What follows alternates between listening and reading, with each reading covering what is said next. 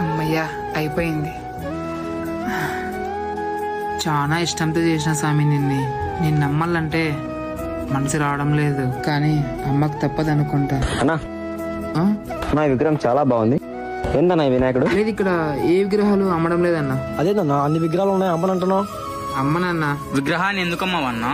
నేను అమ్మని, మీరు పోండి అన్నా ఫస్ట్. ఇట్లయితే నేను ఎట్లా బతికేది? క్షమించు స్వామి, నిన్ను అమ్మక తప్పదు అనుకుంటా. ఇంద్రవాడు అట్లా మాట్లాడుతున్నాడు, వినాయకుడు అమ్మని అంటున్నాడు. అన్నా ఇక్కడ రండి.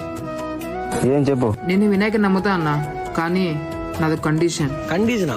ఏం కండిషన్? వినాయకుడిని కూర్చోబెట్టే రోజు అంగరంగ వైభవంగా కూర్చోబెడతారు, కానీ నిమజ్జనం రోజు చెల్లా చెదురుగా పడేస్తా అన్నారు.